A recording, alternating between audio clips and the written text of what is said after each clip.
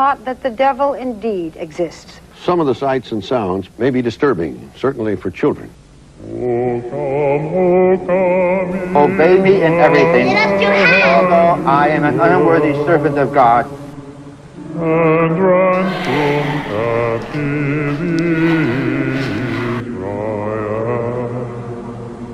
Nel nome del Padre, del Figlio e dello Spirito Santo. In the hushed halls of the church, where shadows linger and prayers echo, some priests confront a battle unseen by most. They are the exorcists, the reluctant warriors on the front lines of a war older than man. These are their stories, passed in whispers, testaments to the unseen that writhe in the darkness, yearning to break free. Prepare to enter a world where faith is the shield and courage the blade.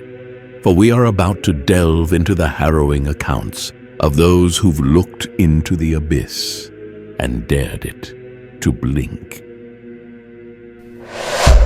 Lukens. Coming up first on our list is our oldest entry, one George Lukens, dating all the way back to the 17th century, back when there was just more demons around in the air and everybody was exorcising each other. George was possessed by an evil spirit named Yatin Demonica, causing him to behave, well, oddly. He was speaking backwards, speaking in tongues, making inhuman growls, and generally behaving like a guy who had a demon in his throat. He tried to see doctors, but found that it wasn't much help, and thus sought out the clergy, who sent 7 priests to tend to such a demon. The reverend leading them was afraid of the creature inside of George, fearing that he wasn't prepared to deal with such a demonic threat, and as such, he was accompanied by an entire group of priests to tend to Lukens. He was calm throughout the entire procedure, and they thought that they had vanquished the spirit inside of him and everything was hunky-dory, but for the rest of his life, George Lukens would complain about supernatural occurrences happening to him all the time. Perhaps you can never truly wipe the slate clean. And my friends, if you like what we do here, why not click through, spend the rest of the day watching scary, cool videos, and toss a subscribe our way. You won't regret it. Number 9.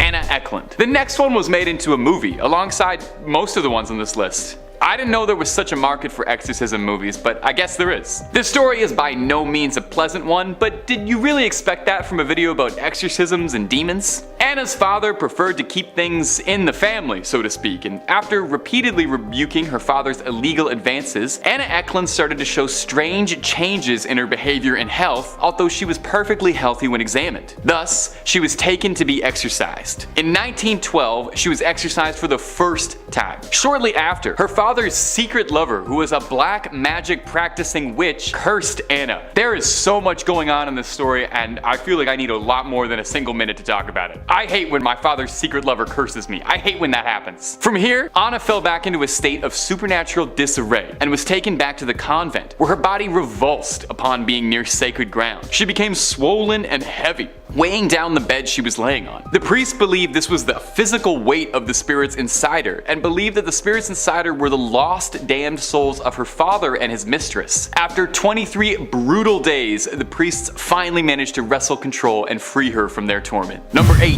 Michael Taylor. Our next entry is the case of Michael Taylor, a once loving father who was plagued by chronic pain and depression and possibly demonic possession. He lived in the town of Ossett in England alongside his wife, their dog, and children. Michael had suffered a severe back injury earlier in his life that led to him chronically being in extreme pain and unable to hold down a job. Prompted by a friend to try spiritual healing, Michael befriended and soon found himself enamored with a young pastor named Marie Robinson. This infatuation would take over his life, and soon Michael would ignore his family and was acting irrationally, violent, and according to friends, just not seeming himself. An exorcism was performed on him, lasting through the night and into the morning, with Michael convulsing and lashing out at priests the entire time. Priests claim that Michael had 40 demons living inside him. I was surprised there's room for anything else. Despite this, they sent him home to rest for the next session, and what happens next is a tragedy. At 9:45 the next morning, police were called to the Taylor residence to discover Michael Taylor naked, slicked in blood, and curled up in the front lawn, screaming that he was covered in the blood of Satan. It had turned out that night, he had attacked his wife and the dog. At trial, he insisted his actions were not his own, but rather the possession of the demons inside him. He was incarcerated for only 4 years. Number 7.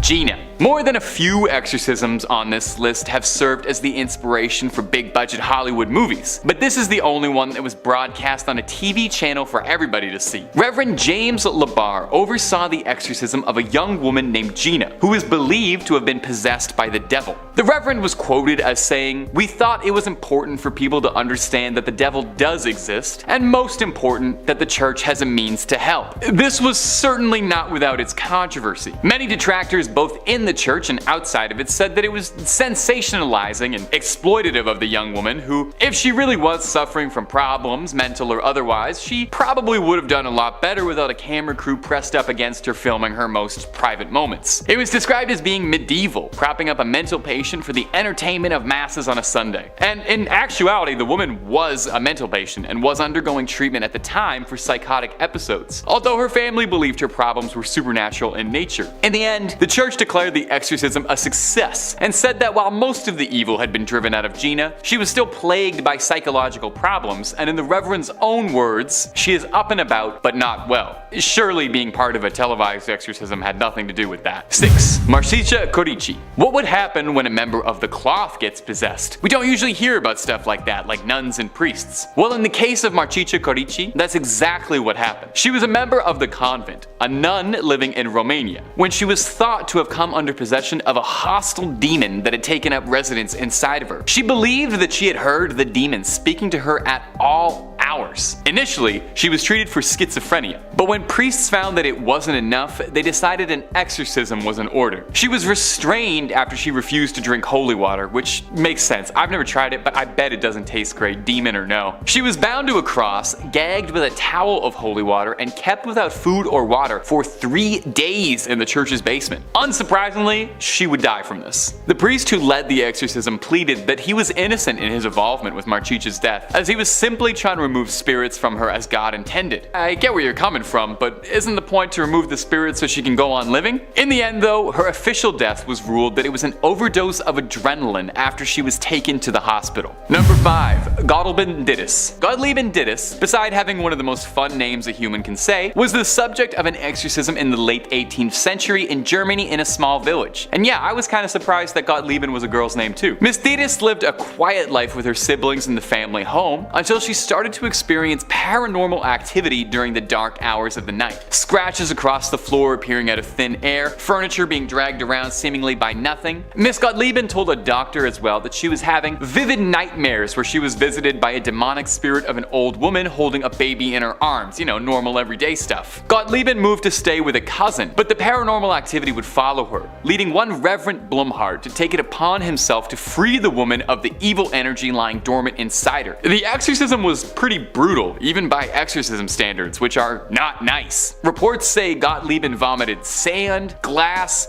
blood, nails, and just a little bit of pea soup. During the exorcism, the spirits inside Gottlieben allegedly jumped out of her and made their way into her sister who was watching, leading the Reverend to duel the demons inside both women, although thankfully ultimately prevailing. Number 4.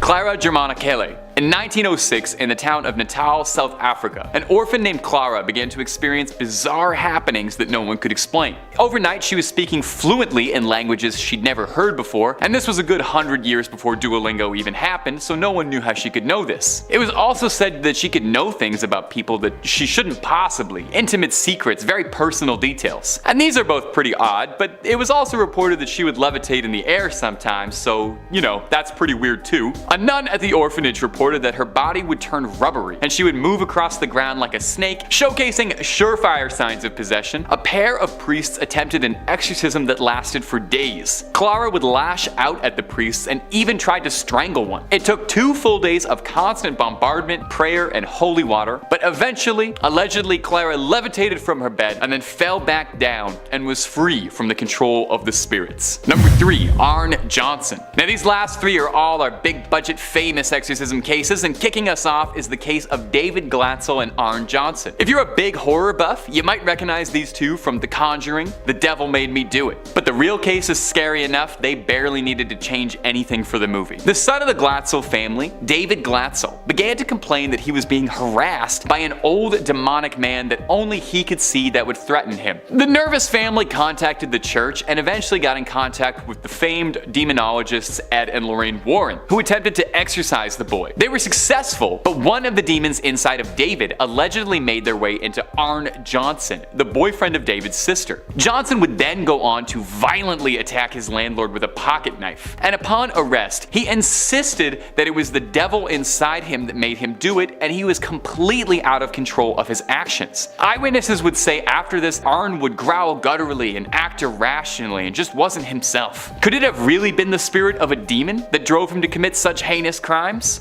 I haven't actually seen the movie, but maybe they shed more light on this than that. Number 2. Anneliese Michel. This case is Anneliese Michel, which is made famously into the exorcism of Emily Rose, and it's not a particularly happy tale, I will warn you. Michel was suffering from severe mental health problems and was staying at a psychiatric hospital. From here, she developed a strong resistance and intolerance to any sort of Christian symbolism, convulsing upon seeing crosses, and claimed to hear voices of demons. This led her family to believe she was being possessed, who contacted priests and demanded she be exorcised. Anneliese's case was famous for how long and brutal it was. Anneliese was restrained and exorcised for hours on end for months. Over the span of 10 months, she was exorcised 1 to 2 times weekly for hours on end. Near the end, she stopped eating and drinking entirely. Anneliese would pass from malnutrition and starvation. In the end, her death was ruled a negligent homicide, and her parents and the priests who performed it were charged for their misdeeds.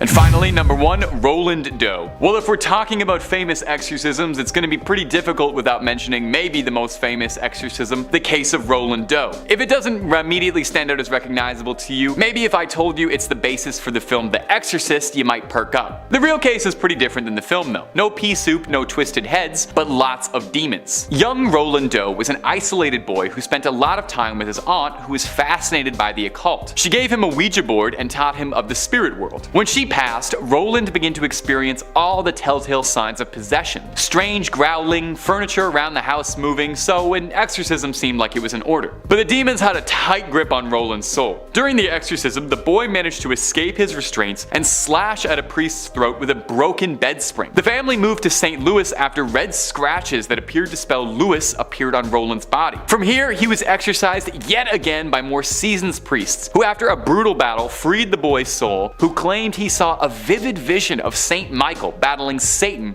for control of his soul while he was asleep. By all accounts, luckily, he went on to live a fairly normal life afterwards. One wonders if he ever saw the movie. With the oldest case on the list, the exorcism of George Lukens in 1787. George Lukens, a seemingly pleasant and devout man who worked as a ventriloquist, a singer, an actor in the village of Eton near Bristol, England, became known for his bizarre behavior after suffering a fall. He would have violent outbursts, convulsions, and speak in tongues. Desperate for answers, his family and neighbors sought the assistance of Reverend Joseph Easterbrook, an experienced clergyman known for his expertise in dealing with demonic possessions. And on Friday the 13th, 1787, Easterbrook, along with 12 other associates, began an exorcism. As the ritual started, Lukens' body contorted in unimaginable ways. Witnesses reported hearing guttural growls as Lukens laughed and sang, claiming to be the devil. This went on for hours until his normal voice suddenly returned and he was seemingly freed.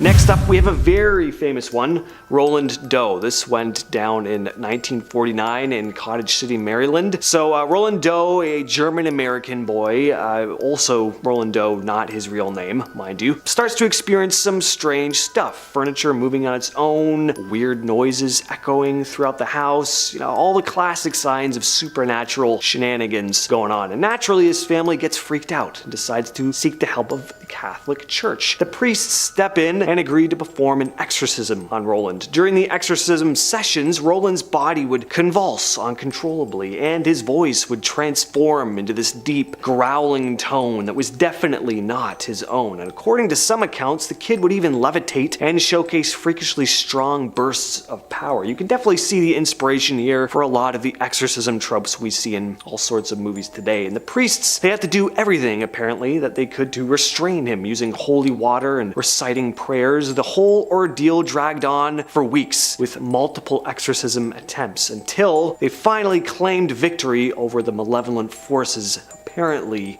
possessing him. Next, we have the case of Arne Cheyenne Johnson. Now, this is a bit of a complicated story, so pay attention. This is a case involving the famed paranormal investigators Ed and Lorraine Warren, by the way. So, back in 1981, Arne Johnson was accused of a chilling murder. He had stabbed his landlord to death in the middle of a dispute. But what's peculiar is that during the trial, his defense claimed that he committed the act while under the influence of demonic possession. According to the Warrens, prior to taking Bono's life, Johnson's fiance's younger brother, David, had been dealing with what they believed to be demonic possession. The Warrens were called in to investigate, and they concluded that an exorcism was necessary to save the young boy. And during the exorcism, David had supposedly levitated into the air, predicting the death of Bono at Arne Johnson's hands. Arne had then apparently taunted the demon and allegedly invited it to possess him instead. And several months later, Johnson had taken Bono's life. Fast forward to the trial, and the defense's team attempted to introduce the supernatural defense of demonic possession. The Warrens testified in court, asserting that Arne was indeed possessed at the time of the crime. However, the judge ruled that such a defense was not admissible, and Arne was convicted of manslaughter. The case of Arne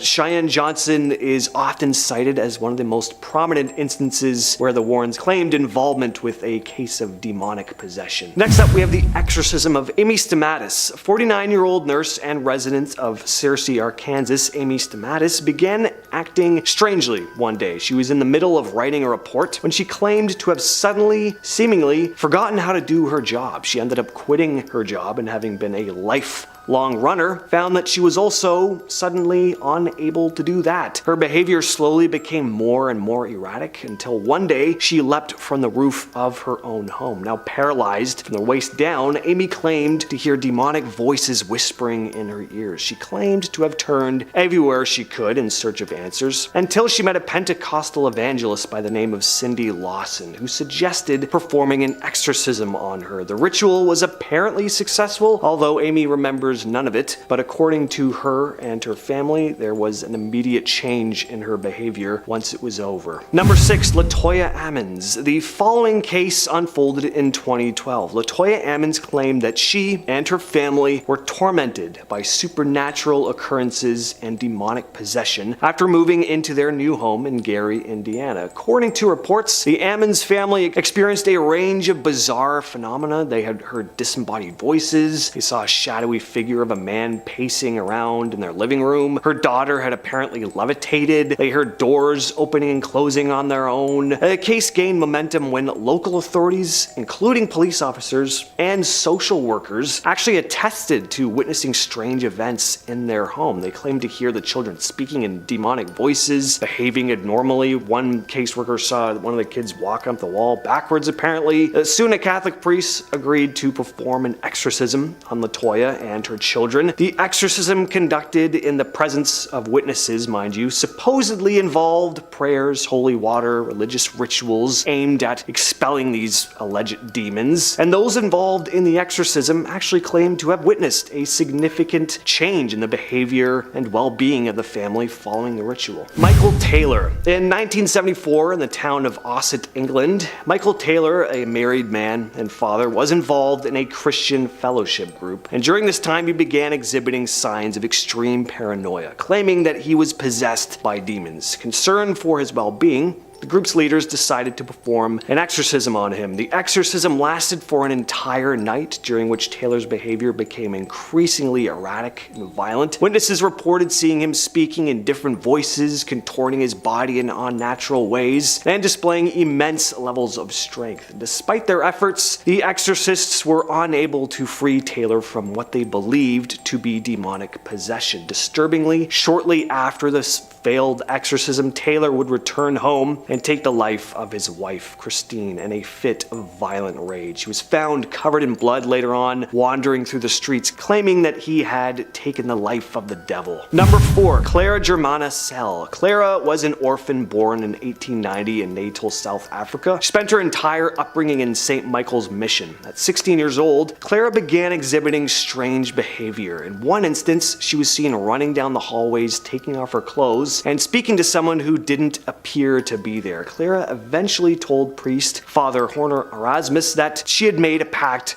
with the devil. Witnesses claimed that she was able to speak in languages that she had never been taught, could tell people things about their lives that she had no way of knowing, and had even been seen levitating. An exorcism took place where Clara apparently displayed high levels of physical strength, able to hurl nuns across the room, and once again, she was levitating in the air. It seemed to have worked until a few days later when a nun walked into Clara's room only to see her levitating yet again. So the nun was like, "All right, here we go again," and a second exorcism took place, and this time Clara seemed to make a full recovery. In January 2005, Maricina Irina Cornici, a young Romanian nun, began hearing voices at 23 years old. She had come from a broken home and was raised in an orphanage. After moving to the Tanaku Monastery to become a nun, she began exhibiting strange behavior. She was diagnosed with schizophrenia, and after receiving treatment, was returned to the monastery, where the priests and nuns decided they needed to perform an exorcism on her, with one of them stating they had witnessed the devil enter into her body. And sadly, she would not survive. She endured 3 days of brutal treatment, being bound to a cross where she was denied food or water and gagged with a towel to prevent her from cursing. After the 3 days, she was finally deemed cured and was fed,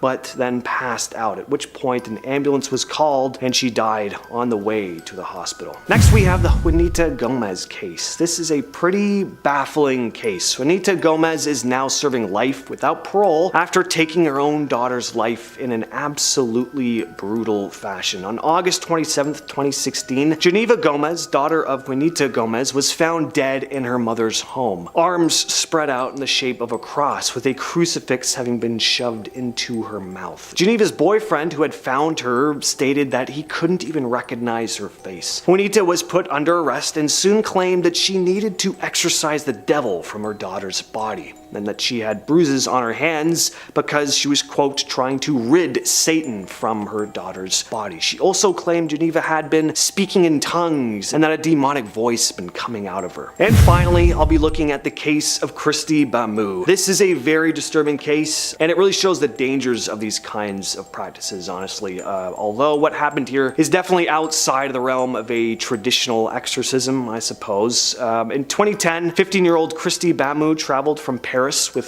3 of his siblings to meet with his older sister Magali and her boyfriend in London to celebrate Christmas. Magali and her boyfriend Eric soon started making some wild accusations at Christy, stating that he was practicing witchcraft and that he had demons inside of him that needed to be exorcised. Over the course of several days, Christy would endure horrendous mental and physical torture at the hands of his very own sister, as well as her boyfriend Eric. Eric also began attacking Christy's other sisters, accusing them of being witches, but Christy took the brunt of the attacks, culminating in Magali and Eric submerging him in the bathtub in the form of a ritualistic cleansing. Sadly, he would not survive. Is Gina. The case of Gina was aired on national television in 1991. It was on ABC's 2020. The episode showed a 16-year-old girl named Gina. 29 people tuned in, but you can watch the whole thing on YouTube. Gina had been in and out of psychiatric wards, claimed to be possessed by 10 different demons who would take control of her body at different times. She even named 2 of them, calling one Zion and the other Minga. I thought they would have like more demony names. While the priests were performing the exorcism on her, they said that they had to hold her down or she would levitate, and that she was abnormally strong for a girl her age. After the exorcism, Gina said she felt cured, and there's never been a follow-up report on her condition, so it might have been a real case or just something for amazing ratings. Number 9. The Tanakua Exorcism. This exorcism is very interesting because it's more modern. We're not going all the way back to 1940 for this one. This just happened in 2005, right when Star Wars Episode 3 was coming out. Maricia Irina Cornisi was a Romanian nun who moved to the Tanakua monastery. Not long after that, people started noticing that she was giggling during mass. Apparently soon after that, she started displaying signs of psychosis. She went to a hospital and they diagnosed her with schizophrenia. After some treatment, she was released and returned to the monastery, but she again started showing signs of psychosis, so a priest at the monastery thought he would try a different method. They wanted to use the dark side of the force exorcism. The priests and 4 nuns tied Maricia to a cross and left her in a room for 3 days. She later passed away due to dehydration. The priests and the 4 nuns were put on trial for homicide, and the Senate decided their fate. During the trial, the priest said, "I am the Senate." Not yet. No, he didn't actually say that, but he did say you can't cure the devil with pills. Number 8 is Roland Doe. In 1973, a movie came out that terrorized society to its core, and it's one of the most famous horror movies of all time, and it was based on a real exorcism. In the early 1940s, in Cottage City, Maryland, Roland Doe was an only child. He became close friends with his aunt, who introduced him to a Ouija board. It seemed like harmless fun until his aunt passed away. After that, he began hearing scratching on his walls and different voices. He told his parents about the sounds he was hearing, so they sent out to seek help. They got help from a priest to perform an exorcism, during which he pulled a spring off his bed and slashed the priest. His parents then got a second exorcism where people in the room were getting scratched, things were floating off the walls. After that, his parents took him to the hospital because in the early 1940s they had ghost vaccines. At the hospital, Roland started screaming that Satan would be with him. The priest in the hospital took every crucifix he could find, stacked it on top of Roland like Jenga, and the demon must have had shaky hands because he dipped right out. The priest was probably talking so much trash after that to the doctors. He'd be like, yeah, penicillin. Have you heard of Jesus? Number 7, George Lucan. Let's go all the way back to the 17th century. This whole story starts when Mrs. Sarah Barber went to her temple church to tell the reverend about a friend who'd been acting strange. He had gone to get medical help from doctors, but they couldn't find any sickness, and his condition was getting worse. He eventually was brought to the temple where he went full demon mode. His voice changed and he announced that he was the devil. The temple wasn't going to let this slide. They got 7 of their best priests. I'm talking like this is the Justice League of priests. We got Super God, Jesus Man, there was Mother Mary, but she had a dope sword. These priests did the exorcism of all exorcisms, where George morphed through 7 demonic personalities, eventually becoming the devil himself. But the priest's power was too great and they sent the demons back to the Phantom Zone. I mean hell. Number 6, Carol Perrin and the Perrin family. This spooky tale takes place back in Rhode Island in 1970. The Perrin family moved into what they thought would be their dream home. Not long after that, you guessed it, they started getting terrorized by an evil spirit. The previous owners told the Perrin family that for the sake of their family, leave the lights on at night. So I gotta ask. I got a question. Why don't white people just leave the house when there's a ghost in the house? Also, you have to be the biggest dicks of all time to not tell the people who are buying your home that there's a monster in it. The Perrin family started to experience all sorts of creepy things, like seeing floating bodies of a woman who hanged herself on the property. These things were especially bad for Carol Perrin, who was possessed on more than one occasion. The family contacted famed paranormal investigators Ed and Lorraine Warren, who attempted to cleanse the home but failed. The family later fled the house and moved to Georgia. What I'm learning from this, if you want to lower your neighbor's property value, get a Ouija board.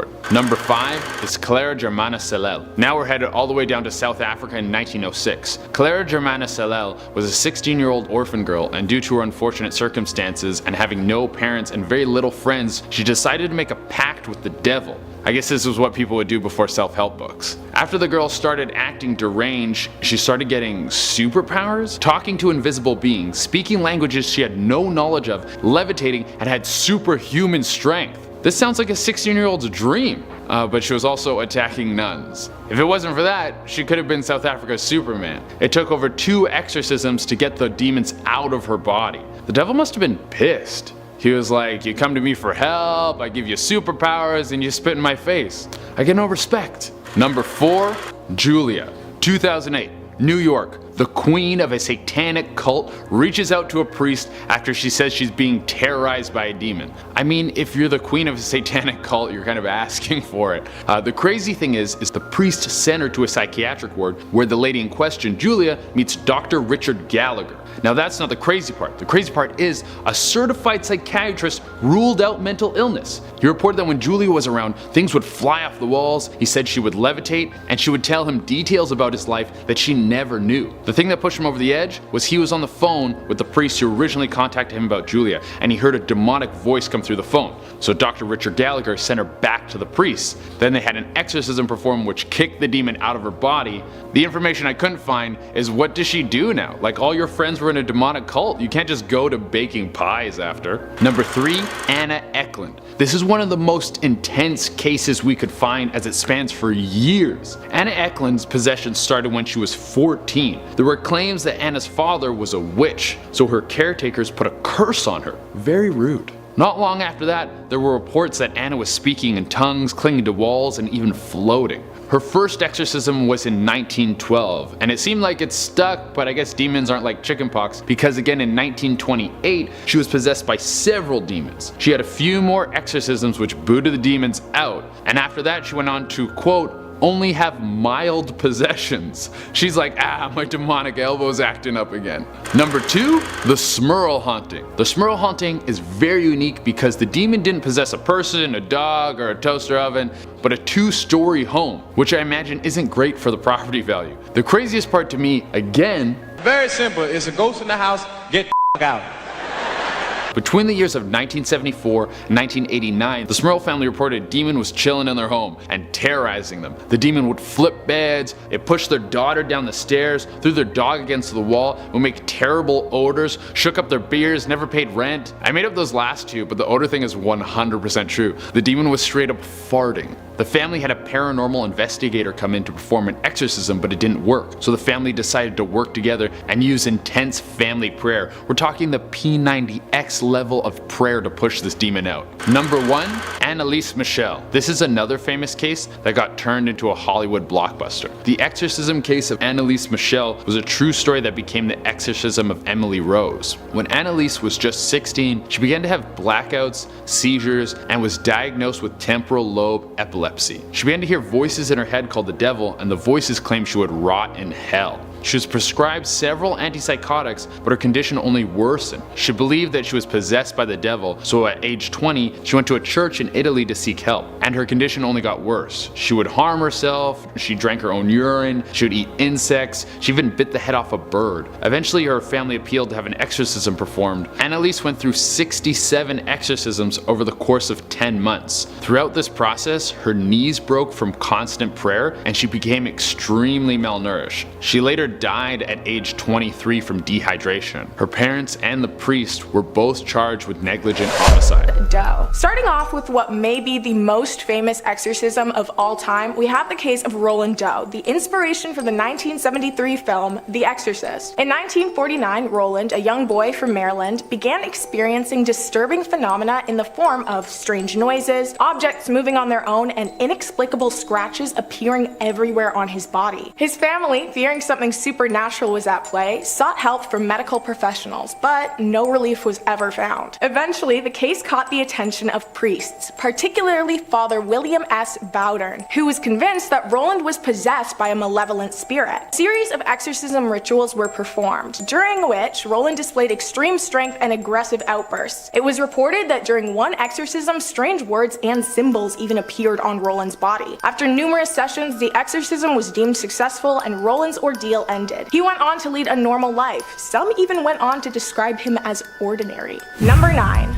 Michael Taylor. The exorcism of Michael Taylor is a very controversial case that unfolded in the UK in 1974. It centers around Michael Taylor, a middle-aged man living in the town of Ossett, West Yorkshire. It began when Taylor joined a local religious group led by Marie Robinson, which had been involved in charismatic and evangelical activities. Over time, Taylor's behavior became extremely erratic and aggressive, which was very out of character. He exhibited clear signs of possession, including speaking in strange languages, demonstrating superhuman strength, and showing a profound aversion to religious symbols. Honestly, that just sounds like me 5 minutes after I wake up. A local priest named Father Peter Vincent and a group of fellow Christians decided to perform an exorcism on Taylor. Exorcism took place over several days, during which Taylor displayed extreme violence and exhibited bizarre behavior. Tragically, at the end of the exorcism, Taylor was found in a courtyard standing over the lifeless body of his wife, Christine Taylor. He had savagely ended her life. Michael Taylor was subsequently arrested, tried, and found not guilty by reason of insanity.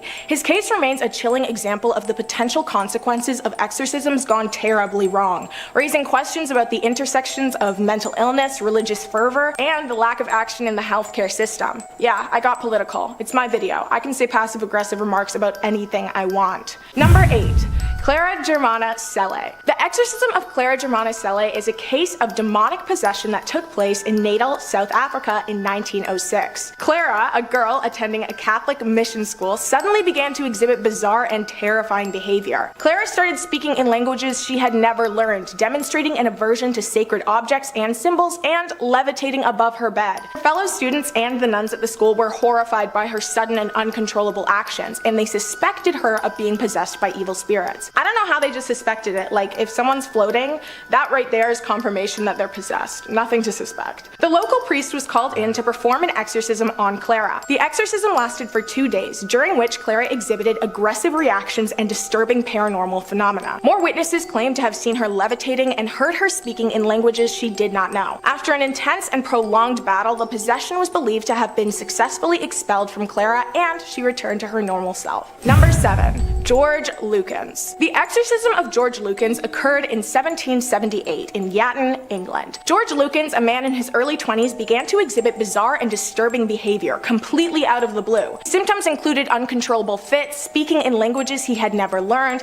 and demonstrating great physical strength, all which terrified his family and his community. Fearing that George was possessed by evil spirits, his family sought the help of a local Methodist minister. The minister believed that Lukens was indeed possessed and decided to perform an exorcism. During the exorcism, Lukens displayed intense convulsions and uttered strange, incomprehensible phrases. The case of George Lukens gained significant attention and controversy. While some believed the exorcism was successful in casting out the spirits, others, including skeptics and medical professionals, argued that Lukens' behavior could be attributed to a mental or psychological condition. I mean, there was no levitation, so I'm split on this one. Number 6. Latoya Ammons. In late 2011, Latoya Ammons and her family moved into a rental house on Carolina Street in Gary, a seemingly peaceful neighborhood. However, in December, big black flies swarmed their screened-in porch, despite the winter chill. They couldn't get rid of them no matter how hard they tried. Strange occurrences continued. Late at night, they heard footsteps in the basement and doors creaking open. One night, Latoya's mother saw a shadowy figure pacing in the living room, leaving wet boot prints behind. But the strangest incident occurred in March 2012 when a girl seemingly levitated. Guys, levitation. It's clear to me that this is a legitimate exorcism case. The family's trouble led them to reach out to the local churches, but most refused to help. They even consulted clairvoyants who claimed their home was besieged by over 200 demons. Moving wasn't an option, so they tried a series of bizarre rituals. They cleaned the house with bleach and ammonia, made crosses with oil on every door and window, smeared olive oil and drew crosses on their dependents, and burned sage and sulfur throughout the house. Despite these efforts, their problems persisted, and the youngsters started acting possessed. They heard voices, saw shadows, and felt physical sensations of choking and being held down. Frustrated, they consulted their family physician, who documented delusions of ghosts and hallucinations in his notes, not believing anything supernatural was occurring in the home. One night, the family's behavior took a frightening turn when one of the youngsters was seemingly lifted and thrown into a wall, which led a call to the authorities. After months of torment from the spirits in the house, the Ammons moved to Indianapolis. The Carolina Street house, once an object of local fascination, continued to bewilder people with its strange occurrences, though the landlord remained skeptical. Number 5. The Loudon Exorcisms. The Loudon Exorcisms were the cause of a witchcraft trial that took place in 1634, Loudon, France. It all began when a convent of nuns collectively claimed that they had been visited and also possessed by demons. Several nuns claimed that they were having visions of their recently deceased confessor. When asked about who they thought was possessing them, their answers varied. Some said that it was a priest, others said Peter, and some said Zabulon. The nuns were acting erratically and deeply out of character for religious devotees. Physicians and apothecaries were contacted contacted and local magistrates were informed of the strange claims and behavior. Eventually, the Archbishop of Bordeaux was called. He ordered that the nuns be separated, thinking that they were all just experiencing a flight of mass hysteria. For a short while, it seemed that the sequestration of the possessed women worked to improve their symptoms, but the nuns' behavior began to worsen over time. They began shouting, screaming profanities, and barking, but no levitating. The convent chaplain decided that a series of exorcisms was to be conducted. The Catholic Church investigated the claims and ended up accusing a priest of summoning evil spirits. He was later convicted of sorcery, which was a crime punishable by execution, and guess what? He met a fiery end on a wooden stake. The nuns underwent exorcisms and everything did turn out okay, but it's definitely still a strange situation. Number 4. Gottliebin Dittus. The exorcism of Gottliebin Dittus is a supernatural case that occurred in the early 19th century. Gottliebin was a young woman from Germany who claimed to be possessed by demons and said she had experienced a series of bizarre and disturbing events. Gottliebin exhibited classic signs of possession, including speaking in strange languages, having aggressive outbursts, and displaying an aversion to sacred objects. No levitation though. Her exorcism took place in the small town of Mottlingen and involved numerous priests and religious figures. It attracted widespread attention, and many people flocked to the town just to witness the exorcism firsthand. The process was long and grueling, lasting several years. Gottliebin went through countless exorcisms, each aimed at expelling the evil spirits that tormented her. The events surrounding her exorcism were widely documented and scrutinized by many, who believed her to be insane rather than possessed. Society grappled with the concept of possession back then. The lengths to which people would go to free individuals from perceived demonic influence was definitely drastic. Number 3. Marchesa Irina Cornisi. The exorcism of Marchesa Irina Cornisi is a tragic event that unfolded in 2005 in Romania. She was a young nun at the Tanakum Monastery, and she was subjected to a cruel and ultimately fatal exorcism ritual. She was believed to be possessed, so a group of nuns, priests, and a monk decided to band together to rid her of the unwanted spirit inside of her. And guys, I don't know how they came to this conclusion. I mean, she wasn't even levitating. So the acts that follow are just completely uncalled for and made even worse and more heartbreaking. They believed that by expelling the demons within her, they would be able to save her soul. The exorcism involved restraining her, depriving her of food and water, and subjecting her to physical and emotional torment over the course of several days. She was found lifeless shortly after, her hands and feet bound, her mouth gagged, and her body displayed signs of dehydration and malnourishment. The authorities were alerted, and an investigation resulted in the prosecution of those involved in the exorcism. They had no proof she was ever possessed. Her tragic death raised questions and large upset surrounding the world of exorcisms. The church hoped to cover this incident, but they had already created an enraged population who craved to see further punishment allotted to those involved. Number 2. Laura. In 2015, the exorcism of a woman only referred to as Laura was broadcasted throughout Argentina. Laura had been displaying signs of a possession for weeks prior, including the most important sign, levitation. After several meetings with her priest, they came to the conclusion that the only reasonable course of action was an exorcism. Throughout the video, you are able to witness every single detail and traumatic moment. Laura is bound and she begins to bang her head and scream profanities at the priest. The priest continued on with his work, and after a while, they were able to successfully remove the entity from Laura's body. She thanks them and has claimed to this day that she remains forever grateful. Number 1.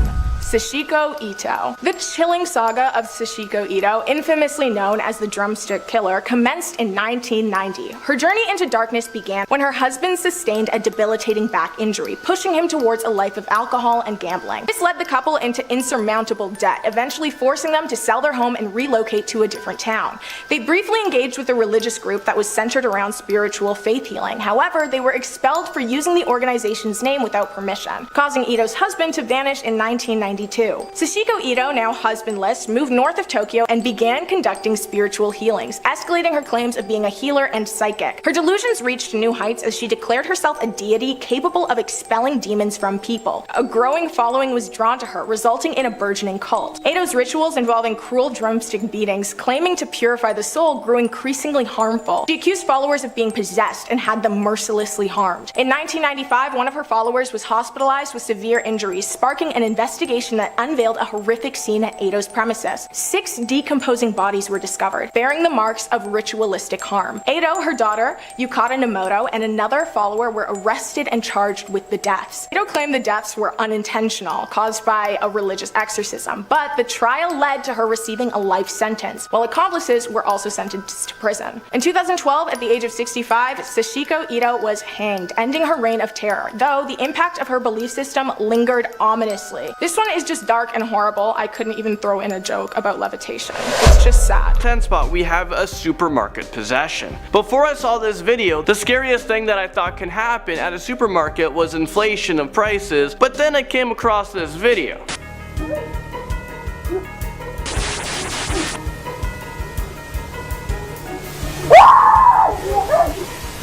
This clip is of a woman who is browsing a supermarket over in China. But suddenly she looks around and then her body becomes completely taken over by like a demonic spirit. Her head is thrown uncontrollably back and her body starts convulsing. People in the store approached her and try to help her out, but they become so scared so all they can do is just watch from a distance and call the police. But maybe they should be calling the rain warden or maybe a priest to come perform some exorcism. I'm not sure what a police officer would do at this point. If I saw this woman possessed, like if I walk into a supermarket and I saw that, I would just turn around like it never happened and I would not shop there anymore. Indian exorcism comes onto this list at number 9. In one of the most prestigious Hindu temples in India, well, there is a locked room that holds some of the most tormented people in India. It's called the Cave of Spirits and it is known as the last hope for people who are possessed by a demon. Several girls in a nearby village have become possessed by an unknown spirit. The families tried everything to get rid of the demon, but nothing worked. So they attempted to perform an exorcism in the temple.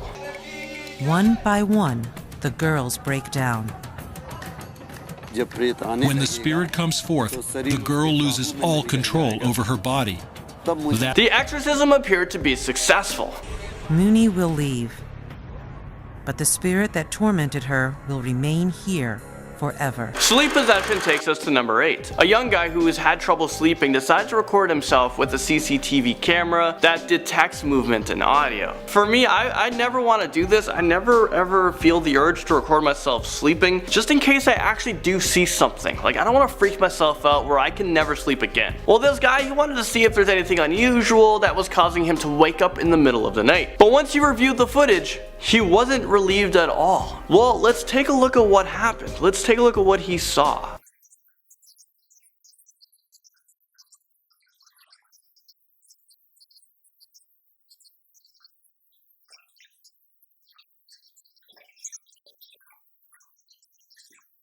Yeah, this is exactly why I don't ever want to record myself sleeping. I don't want to know what weird things are lurking in my room or if I'm being possessed by a sleep demon. Sometimes I have a hard time sleeping, and by sometimes I mean all the time, or I wake up tired, but I'm definitely not going to investigate why. I don't want to know that I've been possessed by like Freddy Krueger or something. Number 7, we have the exorcism of Annalise Michael. When she was 16 years old, Annalise suffered from a major seizure and was diagnosed with temporal lobe epilepsy. She was prescribed a medication, but that didn't stop her seizures. Annalise said that she kept seeing devil faces throughout the day, and she was even complaining of depression and hearing voices. The voices told her that she would rot in hell and that she was cursed. So her family began to believe that she was possessed by a demon, and they called a priest to perform an exorcism. That's when things got out of hand. Here is some audio taken from the exorcism.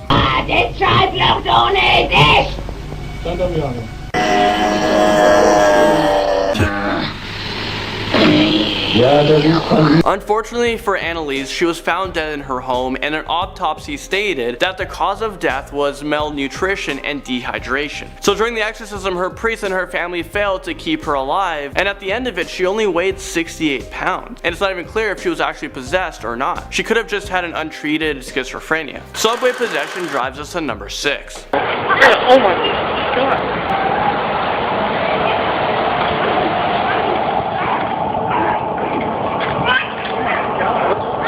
Is this real life right now? I mean, good luck sleeping tonight. I don't even know what just happened. Apparently this footage was filmed in a subway station in San Francisco. Someone get that woman a Snickers. But all jokes aside, I really hope that people filming this called the police or told the authorities at the subway station, because she looks like she could seriously hurt herself. I think that she isn't possessed by a violent demon, then she must have snorted some like flakka, because I don't know what else this could be. I'm pretty scared from this, so let's move on. And what the heck is flakka? Who's naming these things? Pope Francis' Exorcism blesses us at number 5.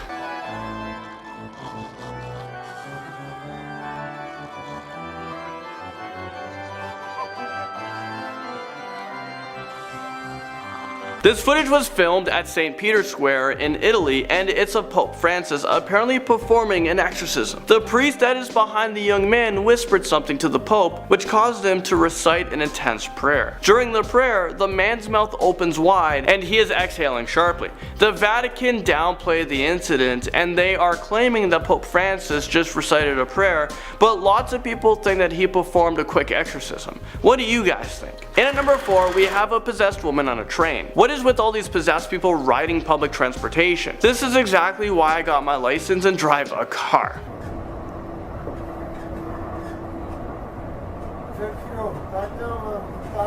I'm officially freaked out. This possessed woman was filmed on a train that was in Alberta, Canada. After she looked at her cell phone, she started to act really weird, and she suddenly attacked another passenger who was sitting beside her. Whoa. Whoa, chill. She grabbed the man's throat and punched him with her other arm. So yeah, she was either possessed by a demon, or this is the direct result of using some drugs. Or this is the direct result of using drugs. I'll let you guys be the judge. Convenience store possession checks us into number 3. This footage is brought to us by a security camera in a convenience store.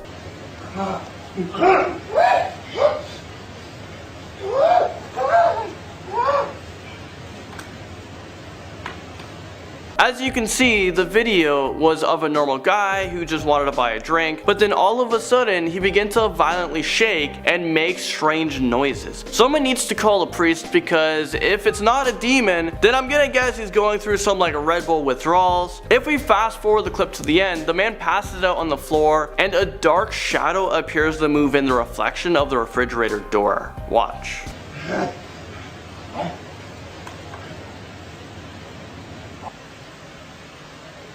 A bloody demonic possession takes us to number 2. Você não é poderoso. Jesus, Deus está aqui. Deus é maior do que tudo. I literally have no idea how I'm going to sleep tonight. This video is pretty messed up. The person using their phone to film him, instead of calling 911, should probably be arrested. He is clearly injured and no one is helping him. Apparently the guy has a gun wound to the face, but I think tomorrow he is going to have an extreme backache. But no, seriously, how the hell is he moving around with his back like that? This poor guy is in serious need of an exorcism, a doctor, a chiropractor, get him something. Pope Francis, where you at? Finally, number 1 spot, we have a really scary possession. I'm about to show you a tape that was recorded back in 1973. This footage was found in the attic of a home by the new owners, and what was found was very disturbing.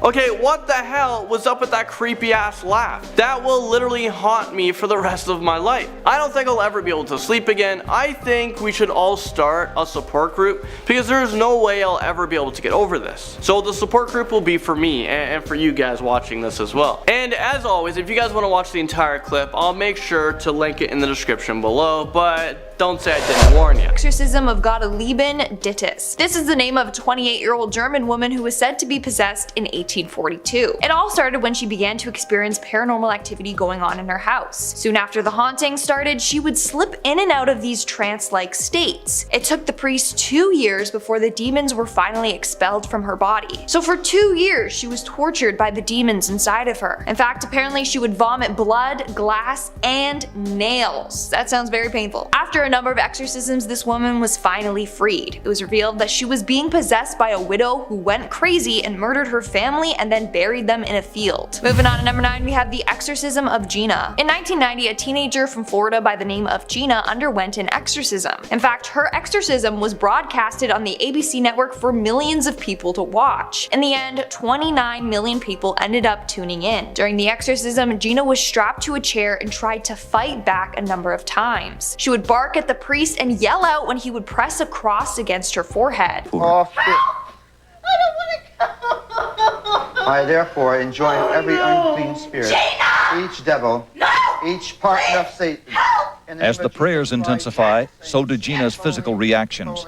The team's doctor ties her arms and legs to the chair. Fear and take flight at the... In the end, it was found that she was being possessed by a number of demonic spirits, including one named Zion and one named Minga. In our 8th spot today, we have the exorcism of George Lukens. In 1788, a woman named Sarah Baber reported English tailor George Lukens to the church and begged them to help him. George's behavior was very alarming to her, and she knew he was possessed. He would go into these fits where he would scream and sing loudly in different voices. He would also make inhuman noises and sing church songs backwards. On Friday the 13th of that year, 7 priests performed an exorcism on George, during which he barked and growled. In the end, the 7 priests commanded the demons in George to leave. Thankfully, it worked. All of a sudden, George snapped out of the state and said, "Bless Jesus." He then recited a prayer, and they knew the demons were finally cast out of his body. Coming in at number 7, we have Clara Germaina Seeley. In 1906, a 16-year-old from South Africa, Clara Seeley, decided to make a pact with the devil, which obviously went wrong because she ended up getting possessed. During her possession, she would behave erratically, growl, speak in tongue, exhibit superhuman strength, and would even tear the clothes off of her own body. In fact, when the priests were performing the exorcism, the holy water they splashed on her would literally burn her skin, and she even levitated in front of 170 witnesses. In the end, a noxious smell left her body, and that's when she was freed from the demon that was possessing her. Moving on to number 6, we have Michael Taylor. Sadly, this exorcism did not end well for Michael or his family. It was 1974, and Michael was a 31-year-old father of 5 children and husband to Christine Taylor. Everything was going fine until one day he just snapped. He had a huge public outburst and started screaming at everyone and was being belligerent to his wife. According to a witness, she said, and I quote, "Suddenly I glanced at Mike and his whole features changed. He looked almost beast-like. He kept looking at me and there was a really wild look in his eyes. I knew that only the name of Jesus would save me, and I just started saying over and over again, Jesus. I firmly believe that I was only by calling on his name that I was not killed." Michael ended up undergoing a number of exorcisms. One night, a bunch of priests spent hours casting out 40 demons from him. They knew there were 3 more demons inside of him: murder, madness, and violence. But they were all exhausted, so they went home and planned to resume the following day. That night, he attacked and killed his wife. Police found him shortly after, wandering the streets covered in blood. We are now at our 5th and halfway mark with the possession of Julia. Now, this is a fairly recent case of possession. In 2008, a woman named Julia became possessed. Apparently, Julia was the queen of a satanic cult, and one night got attacked by a demon. Immediately, she knew she needed help and went to a local priest. But the priest was like, "Hell to the no, I'm not dealing with this." And so she reached out to a psychiatrist named Richard Gallagher. Gallagher then analyzed her behavior and knew she wasn't mentally ill but was indeed possessed. During their meeting, items would fly off the shelves in his office and Julia would speak in tongue and share intimate details about Richard that she couldn't have possibly known. When she did undergo her exorcism, she got very violent. She had super strength, she levitated, and changed the temperature in the room. That's insane. In our 4th spot, we have the exorcism of Laura. This is another fairly recent case of possession. Back in 2015, a woman named Laura from Argentina became possessed. In fact, her entire exorcism was filmed. During the exorcism, we could see Laura writhing in pain and contorting her body. She also screams a number of profanities and bangs her head on the ground.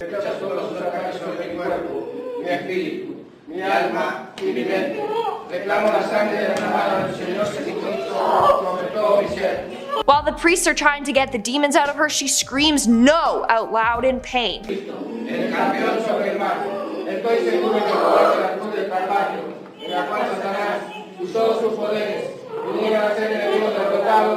The exorcism finally comes to an end when she begins crying and then falls backwards exhausted.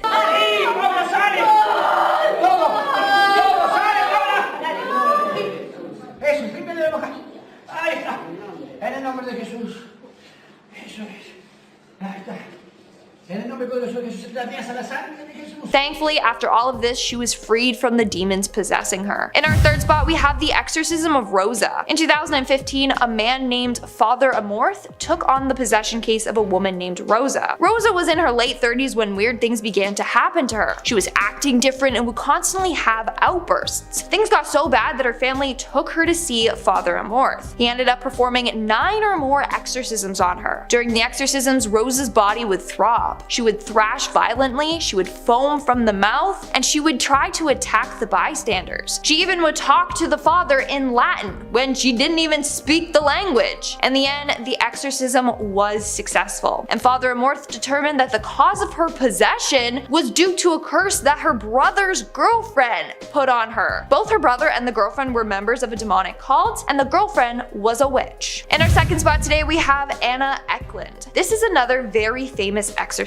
case. Anna Eklund was an American woman who in 1928 became possessed and underwent a number of exorcisms. During her exorcisms, things would happen like she would hiss or howl like an animal. She would float in the air, and whenever holy water would touch her skin, it would burn her skin right off. She would also climb up her bedroom walls and speak in tongues. This all started when she was 14 years old, but got worse as she got older. Now, the first exorcism took place when she was only 14, and it was a success, but only for a short period of time, because she became possessed again in 1928. After that, Anna underwent 30 exorcisms, but all of them failed. So they decided to send her to St. Joseph's Church in Iowa to see if they could get the demons out of her. While there, she apparently would throw up 20 to 30 times a day, and it reeked. It was so bad that nuns had to take 15-minute shifts with her, or else they would fall ill. In the end, it was discovered that Anna got possessed due to a curse that her father and her aunt put on her. How messed up is that? Her aunt was apparently a witch that mixed potions in with her food that caused her to become possessed. And in our number 1 spot today, we have Roland Doe. The case of Roland Doe is the true story that inspired the movie The Exorcist. It all began in the late 1940s in Washington, D.C. with a 13-year-old named Roland Doe. We don't actually know his last name, so they just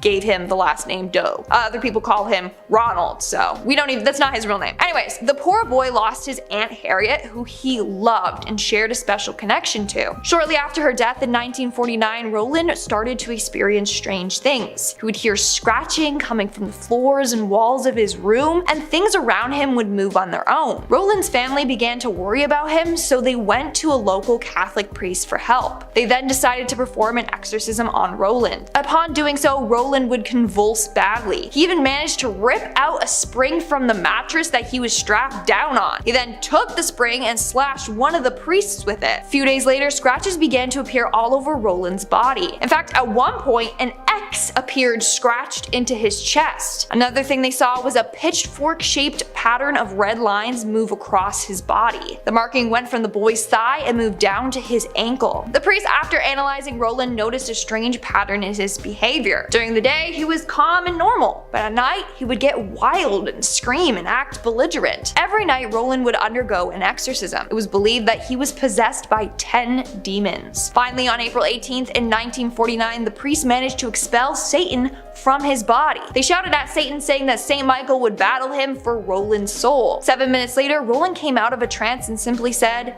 "He's gone." After that, everything seemingly went back to normal. Want even more content like this? Well, be sure to check out this video next. It's about robots that might end the world.